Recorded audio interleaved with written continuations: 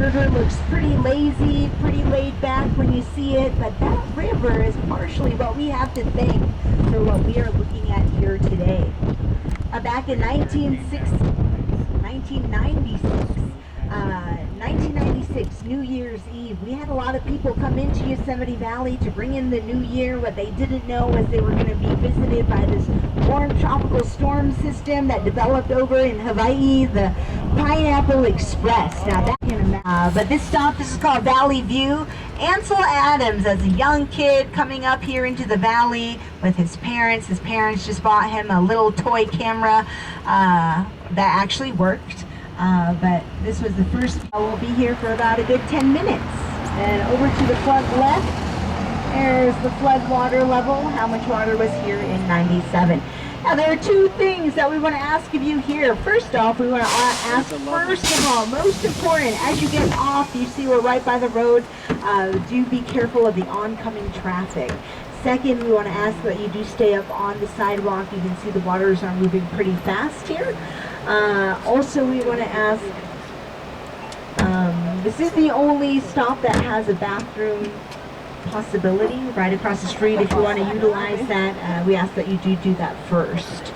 Otherwise, we'll meet you back here in about 10 minutes. Going over to 395 on the Tioga Road. It's a beautiful road. First maybe 45 minutes or so, it's just going to be going through the forested areas, which is so pretty. But then once you get to a place called Olmsted Point, everything just opens up. You see Clouds Rest, the backside of Half Dome, and then you see some of the beautiful blue mountain lakes right alongside the road. You can pull off the side of the road and take a good look at Tenaya Meadows left here in the valley. So I'll tell you a little bit more about that in a moment, but there is some significance to this particular meadow here. Back in 1903, we had John Muir and President Theodore Roosevelt. They camped here in this meadow. They had a good campfire going. As they sat around that campfire, they had serious discussions on conservation and preservation of this area. So because of that set off the conservation efforts in the United States. Set fire to this entire valley floor every year. And what that did was that kept the meadows nice and open. And when they had nice open meadows, they were able to see, any surprises that may be coming up here into the valley. There was a time when someone could ride on horseback right down the center of the valley floor from this end of the valley. Those of this valley 100 years ago, and when we compare them to the aerial photos of more recent times, we see and we notice that we've lost about 80% of our meadows. And the reason for that is because of the lack of natural fires that have gone through Yosemite Valley. Hotels. And that was a pretty comfortable place to stay. And just a moment, on the right-hand side, the trees will start to open up. You'll see the opposite rock face across from us, across the valley from us. You might be, when you take a look at that terrain, you see how steep it is.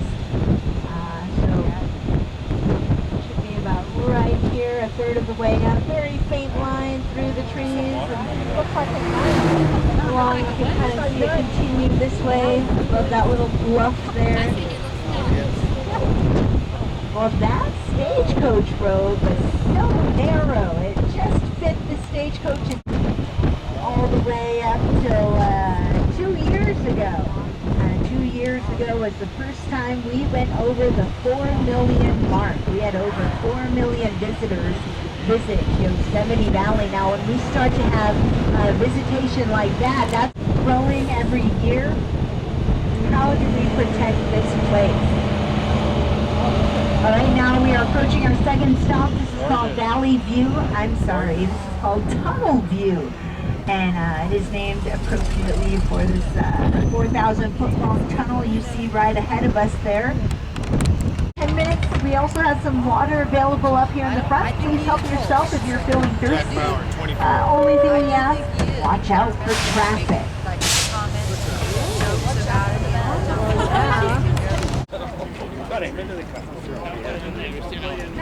Amare, ¿qué cacha está?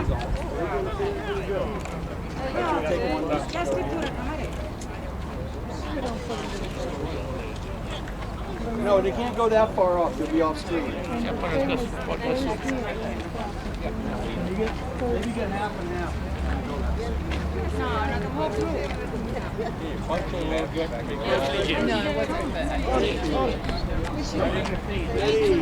Where's Christy? Thank you, sir. I appreciate it. Stay there. You're going to be in my picture. I hope that's okay with you. I wanted you in it. You're a friend we made along the way. No, now they want it. Now they want it. You got that zoom. You got that zoom. So many are moving.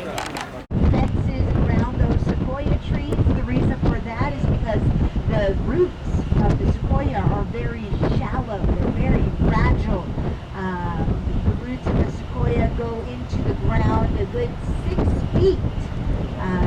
So I'm about 5'8", maybe with a hat, close to 6 feet tall. So imagine 6 feet of roots holding up a tree that can get well over 250 feet tall. For that reason, the natural way for these sequoias to die is just to topple right over. It's usually wintertime when that does happen, because when it starts to snow, all that snow builds up on the crown of the sequoia and adds the extra life. And when you take a look up down at the forest floor here, you see a buildup of fallen leaves and needles. And what needs to happen when a sequoia cone opens, the seed, which is about the size of an oatmeal flake, the seed of that sequoia needs to make direct contact with the soil in order to plant and start to grow. But again, when you take a look at the forest floor, you see a covering of dead leaves and needles and twigs and everything, then that can't happen. So that is why, again, the Park Service, they do like to burn out the forest plant sequoias. And what you want to keep your eyes open for is the perfect cone-shaped tree, a nice tip at the top, and a bell-shaped bottom trunk. That is going to be this tree right here to the front right. That is our baby giant sequoia, and there are 3 more just ahead of us as well, right alongside the road also.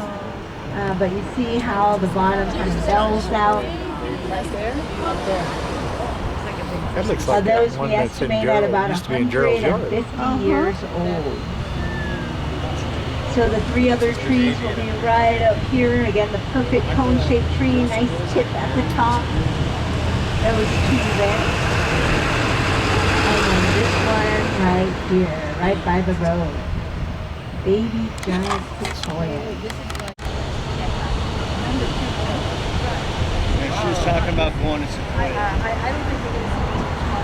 Now these bears that you find here in the park are going to be North American black bears. There was a time when grizzly bears roamed this area, but that was all the way till about the 1920s when we actually shot off the last grizzly bear. When mama bear will give birth to her little cubs while she's in her den, she'll be sleeping away, and she might even wake up when she gives birth to her cubs. If she does happen to wake up, she'll just go right back to sleep. And these cubs, they'll stay alive. So when these cubs are born, they're about the length of a stick of butter. These little guys. And they're born blind, and they're born pretty much 12 pounds, and are ready to go out and learn how to survive. Now, mama bear only spends 1 year with her cubs. After that 1 year is up, they part ways. So some of the bears we have here, they're just little guys. They're what we call yearlings. They're only 1 year old before their big sleep. So that is usually the time when the bears, it snaps in their head that it's so much easier to run through the campgrounds, grab a loaf of bread, and grab a whole chicken, grab all that food. It's easy calories, just like that. It takes away all the work from having to forage for that food. So I'll tell you a little bit more about how we try to keep that from happening in just a There are several types of climbing techniques that these climbers use here in the valley. Most of them require safety harnesses and ropes to clip in, but there is one technique of climbing called free solo climbing that does not need ropes or any equipment. These climbers, they will just go and start climbing up the rocks with nothing, with no equipment, with no ropes, with nothing. So imagine people doing that on the face of Half Dome. We do have climbers free solo Half Dome, as well as these rocks over here. Oh, look at that. So on the left-hand side, what you're looking at, these arches that are etched out of the rock face there, those are known as the Royal Arches. Just above the Royal Arches, you see a nice full dome up there that is known as North Dome. And then to the right of North Dome and those arches, you see this tall rock column rising up. That is Washington's Column. And then, of course, we see Half Dome just to the front of us. And to the right, just beyond these trees, that's where you'll find Curry Village. And this large rock face that rises up to the top, that is where you find Glacier Point. So at the top, you see the rocks jutting out like diving boards. That's where you can stand if you have a thing to send them running out of the campgrounds. There was only one time I ever feared for my life chasing those bears, and that was when me and my coworker were chasing one of the bears here in the campgrounds, and it just came to a complete stop and turned around, and it challenged us. And we came to a skidding halt, and first of all, my coworker got out her radio and she called for wildlife. Wildlife, get over here quickly, bring your paintball guns.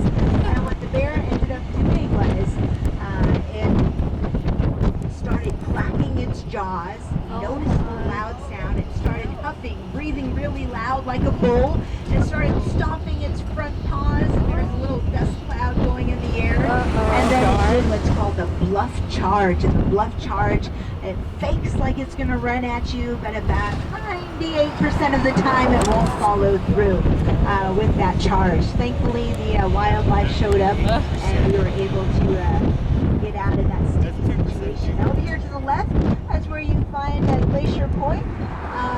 There used to be a hotel located up there, and the owner of that hotel, what he would do is he'd build this huge bonfire right at the top of Glacier Point, and he'd have story time up there. One day what he did was he built that big bonfire. It was kind of cold outside, no one showed up for story time, and out of anger and frustration he kicked that bonfire over the cliff's edge, and all those fiery logs came tumbling. The only time that we did that. But what an amazing sight that must have been. How many of you have ever seen the firefly? Not me. It's a toss-up. Have you ever seen a firefly? Oh, that's a good idea for a big commemoration anniversary, to a commemorative firefall. Oh my goodness, how many people would show up for that? It scares me to think at that time, really, and that's when the Navy came in and rented that building and brought them back out of the red financially. So since then, it's been thriving ever since. Here on the right-hand side, we are going through Yosemite Village. This is where you can find the Ansel Adams Gallery, Park Visitor Center, the Indian Cultural Museum, and even our cemetery right across the street there. And I always like to encourage you, if you do have some extra time, to head on over to the Visitor Center. We always like to answer your questions there. Also, right behind the Visitor Center, there's a free movie that shows every half an hour. It's called The Spirit of Yosemite. It's a beautiful 23-minute film showing you. So this valley, especially the park itself, does stay open throughout the year. It's a completely different experience when you come here, when there's a fresh blanket of snow on everything, and so quiet and peaceful in the winter time.